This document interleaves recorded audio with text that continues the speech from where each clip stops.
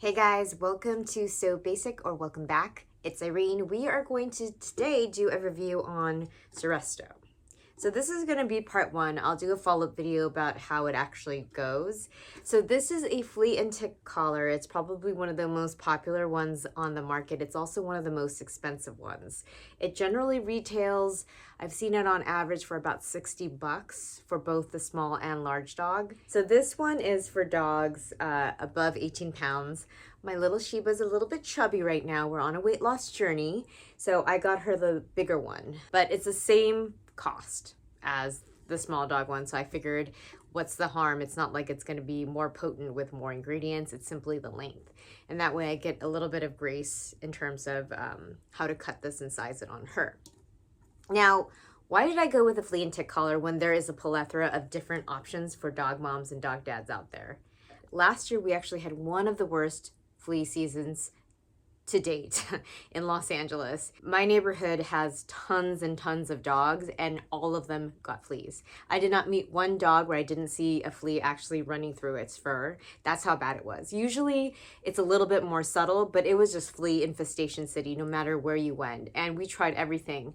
I got her a all natural peppermint collar. I got her bug spray. I got her, she was already on a topical flea medication monthly application, one of the best on the market. We did flea baths, we did frequent baths, we did flea and tick repellent soaps, like just you name it, we've done it. Once it starts, it's a really hard cycle to break because their life cycle is such that even if you don't see them, they could be birthing babies. And those little eggs, they're not real babies. I guess technically they are, but they lay eggs and you don't see these eggs for a while, and suddenly they hatch and then they're freaking everywhere and they're really hard to get rid of. They're in your carpet, your clothes, your hair, everything. It was not a good look. It was not a good time. So I don't want that to happen. It makes her miserable, you know, as hard it is for me. They love her, and her tiny little body, it's so itchy and it's just so uncomfortable. And for some dogs, it could actually cause a form of dermatitis. We're getting serious. One dog couple actually shared with me, a friend, they actually have a senior dog who has epilepsy, and she has heart problems, so it's really hard for her to be on any of the oral and topical solutions because they're very intense. And one of the nice things about this flea and tick collar is if she's having a reaction, I can take it off her, versus a topical oral medication. The oral, it's gone, it's in her system. They say it technically doesn't stay in their system, but some fraction of it that's not metabolized or cleaned out by their liver and kidneys is going to be in their body. And also for the topical, you know, it's disgusting, it's messy. It kind of works. I was getting about like 2 to 3 weeks for a monthly topical that would work. And it barely worked because they would still jump on her, because some of them, there's like tick repellent, tick and flea repellent, and then there's also kills fleas and ticks, which are two very different languages. One actually tells fleas like, stay off my dog. The other one is like, you have to come bite my dog in order for you to die. So those are two very different vibes. And everybody who had frontline in my neighborhood, none of that worked. So even if I got her clean and flea free, like she would just meet another dog friend and it would just, the cycle would start. So again, so one of the reasons my friends, they actually suggested the flea collar. They said they took their dog to the vet because their dog kept shaking its head and they thought it was part of their heart problem, and it has some form of epilepsy. So they were like, you know, is she deteriorating? It turns out it was fleas. 3 specialists did not determine that it was fleas, and it happened with Sheba too. Like she literally, I kept taking her to a vet because she was scooting and all sorts of things, and they kept saying, oh, it's anal glands. So we expressed her anal glands. Nothing happened with her anal glands. She got on Glannex. Her anal glands were empty. She was still itching on her bottom. They love the nether regions, by the way, which is disgusting, but they love that moist, close to the ground zone. So that's where they went with my dog. And so they said this was safe and extremely effective. They said that it was the only thing that worked for them. And there's a catch-22. A lot of people, you know, there's some extreme with this product. I've did extensive research, a lot of reviews online. People loved it. It's the only thing that worked. It works for about 7 to 8 months. It's they've never had a problem. Other people, they've had, their dogs have dermatological responses on their neck. Nothing fatal, it seems. There was some controversy around this particular product, and I did some research around that. I know the FDA and the EPA actually got pulled into it. So what people were claiming is that it was actually responsible for pet death. And then I did a little bit more digging because the chemical that the EPA didn't like was actually common and popular in other flea and tick collars. It's not included in this. It's listed, all their ingredients. And I will drop, wasn't in this product, which is, so I was like, well, why are you targeting this one? Well, this is actually one of the most commonly recommended by vets. So it's also the more popular. So obviously there's more sold and more worn. So more data and technically more deaths. And then I looked at the EPA study, and it was saying that a lot of the deaths were actually the dogs not being able to get on the collar and choking to death. And those were like pretty rare circumstances, given the sheer volume of dogs, number of dogs and cats that actually wear it and had no problem. So I was like, it sounds like it's not going to be fatal, which is very important because I want my dog to live forever. So I obviously don't want to put anything on her that would hurt her. The other nice thing, like I've already mentioned, was that if there are problems and if I can attribute it to this collar, I can pull it right off her. Now, will she return to normal right away? Probably not. It's going to take a couple days for her system to recalibrate, but you can't do that with an oral pill that they've already taken or topical medicine that you've already put on them for 24 hours and then washed off. It's on them. So I like that. And she's a senior. She's not a senior yet, but she's middle-aged. She's getting to seniorhood. So let's not put anything on her that's kind of extreme. This has been pretty well studied. And yeah. Now, the other component of the research I did, so a lot of people actually had problems with counterfeit versions of this. Like, I don't know who makes like, how do you have time to make counterfeit flea collars? Like, who does that? I mean, I guess they look generic enough. We'll look at them when I open this. But I was like, who does that? So I bought this from Costco. You know, I've done other Costco reviews. It was significantly cheaper just as a base price versus on sale. So just a normal price, I believe it was $49.99. And that was significantly cheaper. Most retailers like Chewy, Petco, they all had it for closer to $65, $67. And sometimes that was with the discount. So this being significantly cheaper, and I also know that Costco has an incredible return policy. So if she wears it for, say, a month, and then she starts developing certain reactions to it, I can return it as long as I have a receipt and I can prove that, you know, I don't think they're even going to ask me to prove it. They're just going to be like, please show us receipt. I think in some instances, like as long as you're a good standing customer, they don't even need a receipt. But I will obviously provide one if they need it. Hopefully that won't be required at all. This will work. It'll be a breeze. So two things to know. The active ingredient that the EPA was investigating is actually not on Seresto. There were some deaths based on Seresto, but that was largely due to other factors. Either it was a secondary factor or it was due to choking and other actual physiological things versus a chemical reaction to the collar. And obviously every dog's different, every breed's different, so be mindful. What works for her might not necessarily work for you guys. Always, always, always trust your judgment, your intuition, and your discernment. If you don't feel comfortable, don't do it, even if I say it's great for my dog. Also, go to your vet. Just double check. They may have a different opinion about it, and they probably know other owners who've actually used it or haven't, and then you can get a better gauge than one person on the internet, right? So I'm here to be helpful and to give you some of the things that I've discovered, but this isn't in lieu of your judgment and your decision making. I could love it, you could hate it, and then you must do what's good for you and your dog and your cat. Absolutely.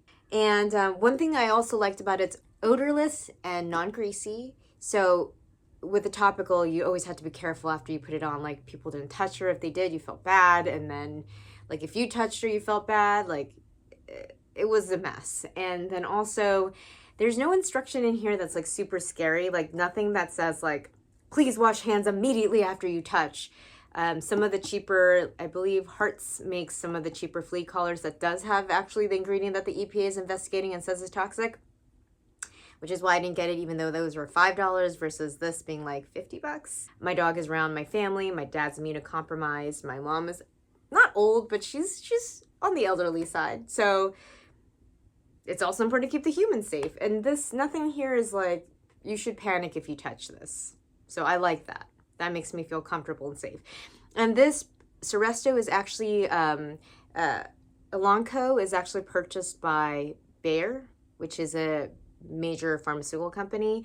I know everybody has like their issues with big pharma, but at least you know that it's owned by a large company that has done research or has the means to do the research on their product. Now let's get into the actual nuts and bolts. It kills and repels fleas and ticks, specifically fleas, ticks, flea larvae, and lice, which is great. Flea larvae is the beginning of the end. And lice, I don't know about lice. I hope I don't have to ever know about lice, but I don't like you either. Yeah. So speaking of counterfeit, one of the ways in which they said you should verify, go to a authorized retailer. There were some mixed messages about Amazon. The prices were really good, but some of the reviews were like, no, this is 100% counterfeit. It looks different from what I bought in the store. So probably spend the few extra bucks or more and go to a authorized retailer of Seresto. I'm sure if you go in the Seresto website, they will like list people that actually sell it. Not to say that it can't be resold, but Costco is obviously likely an authorized retailer because they have to buy in bulk. And this, I don't know if you can see it, it came in like just like a nondescript bubble manila envelope from Costco. No invoice, no nothing. It's just like, here you are, which is fine. I just thought that was funny to note. I was like expecting a box, but it's also sealed. You can very much tell that it's got a safety seal, which is, you know, I love a safety seal. So, and we shall open. It's supposed to be like, look how sophisticated that looks. I guess that's what I'm paying for. The beautiful red metal tin. It comes also in the metal tin. It comes with a gray collar. It's the same size, the same width and depth as the small dog collar, supposedly. It's just longer. And it comes in the packaging, obviously. Once you open this packaging, that's when the 8 months start. So don't open it if you're not going to use it. And it's consecutive, so it's not like you put it on and you take it off, and then you put it on, take it off. You can't extend that. It's as soon as you open that plastic, it's 8 months from there. Oh, I think these are tabbies. They're choking hazards, but they're also tabs. I believe this actually is used to clip onto collars. We are going to find out. They give us also a calendar sticker. This is what the tin looks like in case you guys are just corroborating whether the one that you got is legit or not. And then I believe there is a lot number. I'm not going to show it just in case. I don't want people who are making counterfeit ones looking at this video. I doubt it. I doubt they're watching me. And then copying it and putting on their little thing and having it go in the system. But anyways, there is a lot number here. There's a serial number too. Those are some of the elements of the way in which you could tell if it's counterfeit or not. So very important details. So collar in plastic, little clippies, sticker, instructions and warnings. I'm gonna open this bad boy up. A lot of information. There's a lot more information than they give you with the topical, I'll tell you that much. Apparently it says it also aids in controlling mange, which I hope I never have to deal with. I haven't yet. You don't have to remove the collar when the pet goes swimming or gets bathed. The one thing I will note is if your dog bathes more frequently or gets in water more frequently than once a month, this may not be the best option for you because it's really meant for dogs who bathe once a month. If you bathe them more than once a month, it reduces the amount of time of efficacy. Because I think what it is basically when you have the collar on your dog, it's emanating the chemicals and it's sending it through the body, like not into the body, but like it's covering the body with the chemical. I'm probably not saying that very well. Oh, I think these are light reflectors for evening time. That's kind of fun. So what you would do is you remove from the protective bag directly before use. You would unroll the collar, making sure there's no plastic connectors. I don't know if you guys could see this. Yeah, so there's connectors, these little gray babies. So you're going to make sure to roll it out and then make sure those connectors aren't stuck there. You would insert the end of the collar through the buckle and adjust it around the neck. So not too tight, not too loose. And you should be able to insert 2 fingers comfortably between the collar and their neck. I always thought it was like this, like, so the collar would be like that. But apparently the way that they've shown it is like this, which, what's the difference between 1 finger and 2? I don't know. Oh, the nice thing is apparently Seresto will start killing existing fleas on the dog within 24 hours. Reinfesting fleas are killed within 2 hours. Right now we've had a bunch of rain and the sun has started to come out, and I know as it warms up, it'll be infestation time for all bugs. So that's why I'm kind of try to get ahead of the curve here. And one of the other things I liked about Seresto is that there wasn't like a huge laundry list of side effects for dogs. Like the other ones, it's just like, oh, do I want to put this on my dog? But this one is really like, it really is probably minimal. It says that it's usually sensitivity with where the application site is, so where the actual collar sits. I did shave her down, which is kind of a tough thing because it's getting warmer and I didn't want to feel uncomfortable, but at the same time, like, it's possible that because there's less fur between her and the collar, it'll make her more irritated, but I'm hoping that's not the case. My cousin, I asked the universe for a sign. I was like, should I get Seresto? I'm a little bit nervous because there's such mixed reviews. And then my cousin, I saw it on her cat and I was like, is that Seresto? And she's like, yes. And I was like, how does your cat love it? Does your cat love it? And she was like, oh, she's been fine. She's indoor, outdoor now, and no problems. So I take that as a sign. Plus, you know, all my research too. It was just kind of the thing that kind of put me at ease. Well, see, this is a nice thing. They said, you know, if there's irritation, redness, or hair loss where the collar sits, you can actually take the collar off for 1 to 2 weeks. Obviously, you're not going to be protected in that 1 to 2 weeks, but to recover from that sensitivity, and then you could try bathing the dog, and then if that disappears, try it again, because it just might be a thing where the dog needs to get used to the collar and the chemical. So how the technology of Seresto is, it's a continuous release technology.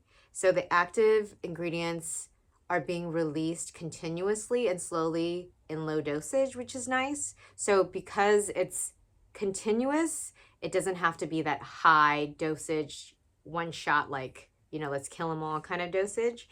That's why it's low concentration on the collar, which is great.